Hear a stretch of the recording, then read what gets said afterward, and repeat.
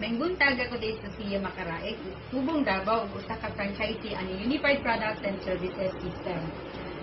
Ang Unified Products and Services, tag-iya ani Pure D Pinoy si Emmanuel Manny Pascual. Na-launch ni siya November 11, 2011. Registered sa SEC, Security Exchange Commission o sa Bangko Sentral ng Pilipinas. Ang main product ani isang e-cash account. Pag nanakay e-cash account, nanapog kay negosyo nga remittance, bills payment, ticketing, loading, hotel and booking, travel and tours, o insurance. Mao ni siya ang trending na online business karon na pwede nimo magamit using Android phone, laptop, desktop, and even website pwede ka makalagin as long as naka-internet connection.